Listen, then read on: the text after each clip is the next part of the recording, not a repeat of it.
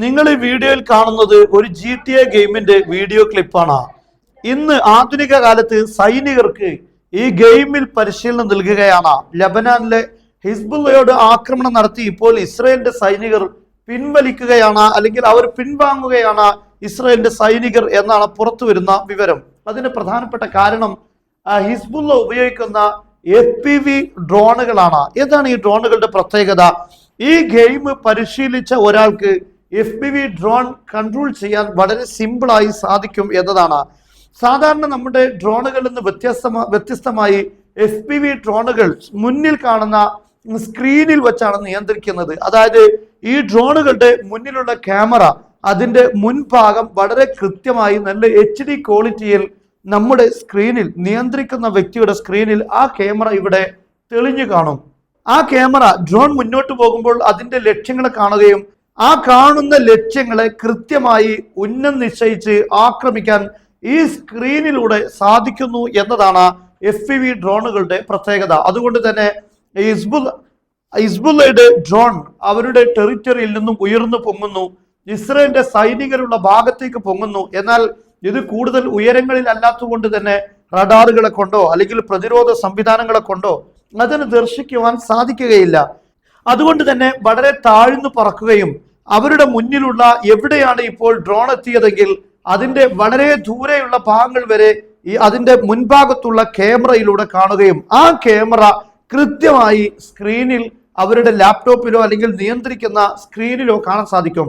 ആ സ്ക്രീനിൽ കാണുന്ന ലക്ഷ്യങ്ങൾ, ആ കാണുന്ന വീഡിയോയിൽ കാണുന്ന ദൃശ്യങ്ങൾ, ആ ദൃശ്യങ്ങൾ കണ്ടുകൊണ്ട് അതിനെ ലക്ഷ്യങ്ങളായി തെരഞ്ഞെടുത്ത് ആക്രമിക്കുകയാണ്. ആ ഡ്രോണിനെ ആ ഒരു ലക്ഷ്യത്തിലേക്ക് തിരിച്ചുവിടുകയാണ് ചെയ്യുന്നത്. സാധാരണ ഡ്രോണുകൾ നമുക്കറിയാം, അതിന് ഉയരങ്ങളിലേക്ക് പറക്കുന്നു. നമ്മൾ ഡ്രോണിനെ കാണുന്നു, ഡ്രോൺ ഏതിൽ ഒരു ഭാഗത്തുകൂടെ പറക്കണം എന്ന് നമ്മൾ ഇവിടുന്ന് ഡ്രോണിനെ നോക്കിയാണ് അതിനെ കൺട്രോൾ ചെയ്യുന്നതെങ്കിൽ FPV ഡ്രോണുകളിൽ കാര്യം അങ്ങനെയല്ല. ഇപ്പോൾ ഈ വീഡിയോയിൽ നിങ്ങൾക്ക് കാണാൻ സാധിക്കും ഓരോ ലക്ഷ്യങ്ങളെയും. ഇപ്പോ ഈ വരുന്നത് ഡ്രോൺ ആണ് എന്ന് നിങ്ങൾ സങ്കല്പിക്കുക. ഈ ഡ്രോണിന്റെ മുൻഭാഗത്തുള്ള ഈ ലക്ഷ്യങ്ങളെല്ലാം, ഇവിടെ കാണുന്ന ബിൽഡിംഗ്, അതുപോലെ തന്നെ ഇവിടെ ഒരു റഡാർ സംവിധാനമുണ്ട്, ബലൂൺ റഡാർ സംവിധാനമുണ്ട്. അതിനെ കാണുകയും അതിലേക്ക് നേരെ ഈ സ്ക്രീനിൽ കാണുന്ന ദൃശ്യങ്ങളിൽ ഏത് ഭാഗത്താണോ ആക്രമിക്കേണ്ടതെങ്കിൽ, ഈ കൂട്ടത്തിൽ ഉദാഹരണത്തിന് വാഹനം ഇതിലെ ഓടിക്കൊണ്ടിരിക്കുകയാണ്. ആ വാഹനത്തിൽ ആ വാഹനം ഇതിന്റെ സ്ക്രീനിൽ കാണുമ്പോൾ ആ വാഹനത്തിന്റെ നേരെ അതിനെ അറ്റാക്ക് ചെയ്യാൻ വേണ്ടി ഈ FPV ഡ്രോണിനെ തിരിക്കുകയും അങ്ങനെ നേരെ അതിൽ കൊണ്ടുപോയി ഇടിക്കുകയും ചെയ്യുന്ന രീതിയാണിത്. ഇപ്പോൾ വളരെ കൂടുതലായി ഉക്രൈനിൽ അതാണ് ഉപയോഗിച്ചുകൊണ്ട് റഷ്യയും അതുപോലെ തന്നെ ഉക്രൈനും ഈ ഡ്രോണുകളാണ് ഉപയോഗിച്ചുകൊണ്ടിരിക്കുന്നത്.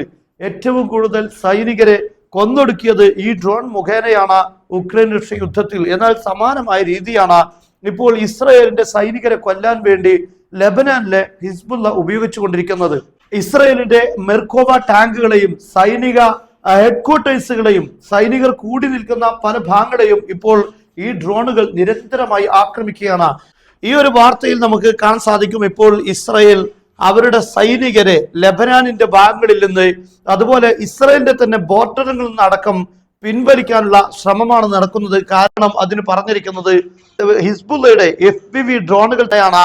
ഇത് വളരെ കൃത്യമായി ഇസ്രായേലിന്റെ സൈനികരെ ആക്രമിക്കുന്നു, അതുപോലെ മിലിറ്ററി എക്യുപ്മെന്റ്സുകൾക്ക് നേരെ ആക്രമണം നടത്തുന്നു. മാത്രമല്ല അത് ലബനാനുള്ളിൽ മാത്രമല്ല, ഇസ്രായേലിന്റെ ബോർഡറുകൾക്ക് ഉള്ളിൽ പോലും ഈ ഡ്രോണുകൾ ആക്രമണം നടത്തുന്നു എന്നതാണ് ഇത്തരത്തിലുള്ള ഒരു തീരുമാനത്തിലേക്ക് പോകാനുള്ള പ്രധാനപ്പെട്ട കാരണം.